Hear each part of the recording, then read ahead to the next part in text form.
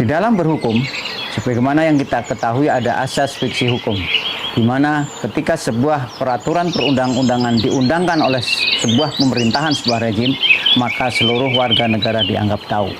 Melakukan merasa terhina oleh warga negaranya, kemudian menyampaikan pengaduannya. Artinya tidak boleh kemudian warga negara itu ketika sebuah aturan diundangkan menganggap dirinya tidak mengetahui sebuah aturan perundang-undangan tersebut, sehingga resiko dengan adanya asas fiksi hukum ini, maka setiap orang mau tidak mau, suka tidak suka, harus mengetahui aturan hukum yang diberlakukan di dalam sebuah negara. Dalam konteks berlakunya kitab Undang-Undang Hukum Pidana kita yang baru per tanggal 2 Januari 2026 kemarin, maka di satu sisi adalah anugerah bagi negara kita mempunyai sebuah kitab Undang-Undang Hukum Pidana yang bercita rasa nasionalis, tapi juga kita harus menjadikan KUHP tersebut sebagai sebuah aturan yang semua orang tahu. Ternyata di dalam kitab Undang-Undang Hukum Pidana kita yang baru tersebut ada pasal-pasal yang sebagian orang mengatakan sebagai pasal-pasal kontroversial. Yang pertama adalah berkaitan dengan tindak pidana yang di dalam putusan Mahkamah Konstitusi sudah dinyatakan tidak berlaku, tetapi kemudian di dalam KUHP yang baru itu dinyatakan diberlakukan lagi, yaitu tindak pidana penghinaan presiden dan wakil presiden. Walaupun di dalam konteks KUHP tersebut di situ merupakan sebuah delik aduan.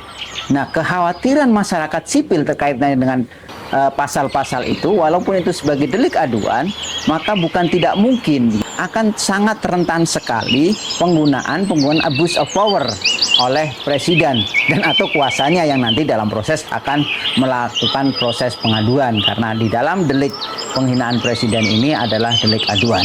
Kemudian yang kedua berkaitan dengan pasal-pasal unjuk rasa, di mana di dalam ketentuan yang baru setidaknya merefer kepada undang-undang tentang penyampaian pendapat di Undang-Undang tahun 1998 dengan adanya pemberitahuan. Namun kemudian ternyata di dalam KUHP yang baru ini justru ada sanksi pidananya ketika penyelenggara izin itu tidak memberitahukan. Walaupun di situ disebutkan ketika misalnya di dalam proses demonstrasi atau unjuk rasa yang menimbulkan kerusuhan atau huru-hara, maka ketika demonstrasi atau penyampaian pendapat itu tidak dilakukan pemberitahuan, maka itu sebagai sebuah tindak pidana. Ini pun akan rentan sekali penggunaannya ketika kemudian kita berkaca kepada undang-undang tentang penyampaian pendapat, undang-undang yang lama begitu. Karena di situ justru menjadi kewajiban aparat penegak hukum kita adalah milik kepolisian untuk membantu adanya upaya penyampaian unjuk rasa walaupun dengan pemberitahuan dan tidak ada istilah delik pidananya. Artinya ketika penyampaian pendapat itu tanpa ada pemberitahuan, bukan izin ya, sama konsepnya sama pemberitahuan, maka hanya sekedar dibubarkan saja unjuk rasa ini, bukan sebuah tindak pidana. Ini pasal yang bisa jadi di kemudian hari akan menjadikan persoalan-persoalan bagaimana kemudian penyampaian pendapat itu dikekang sedemikian rupa oleh kekuasaan. Kemudian kaitannya dengan kontroversi dari KUHP yang baru ini adalah berkaitan dengan delik penodaan agama. Di dalam penodaan agama itu sangat rentan sekali penafsiran multitafsir, atau kemudian kalau kita menggunakan bahasa-bahasa di dalam aturan-aturan yang lama begitu ada istilah pasal-pasal karet atau hadse artikelen, multitafsir dari pasal-pasal penodaan agama. Sangat mungkin sekali terjadi abuse of power dari pemegang kekuasaan ataupun rejim sekarang. Dan kemudian selanjutnya baruan yang bisa kontroversial lagi adalah kaitannya dengan tindak pidana perzinaan, di mana di situ kalau dulu perzinaan itu adalah hanya berkaitan dengan ketika salah satu pihak tidak dalam ikatan perkawinan, maka di dalam KUHP yang baru ini ada istilah kumpul kebo menjadi sebuah tindak pidana.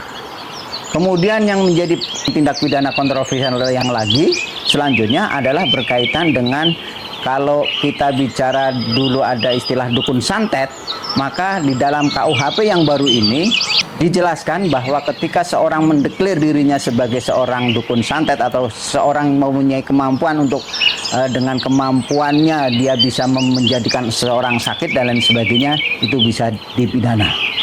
Artinya ketika menjadi profesi, maka hal itu menjadi sebuah tindak pidana baru di dalam KUHP kita.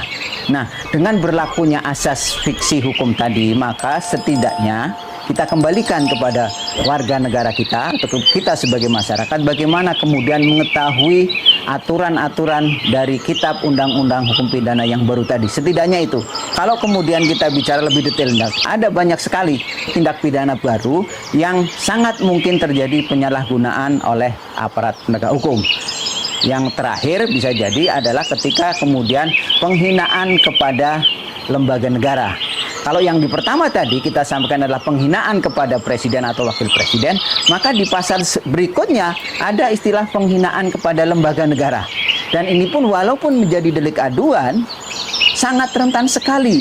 Bagaimana kemudian ketika lembaga negara itu merasa terhina oleh warga negaranya, kemudian menyampaikan pengaduannya kepada aparat penegak hukum dalam hal ini kepolisian selaku penyidik tunggal, penyidik utama ya dalam proses pidana ini, di mana kemudian yang melaporkan adalah pimpinan dari lembaga tersebut. Sense of kekuasaannya akan sangat rentan sekali muncul di situ. Jadi itulah kemudian yang menjadi pertanyaan kita dan menjadi anugerah sekaligus beban bagi kita, bagaimana kemudian aturan-aturan yang baru ini dijadikan sebagai sebuah pengetahuan kita untuk bagaimana kemudian kita melaksanakannya sesuai dengan aturan kitab undang-undang hukum pidana tersebut.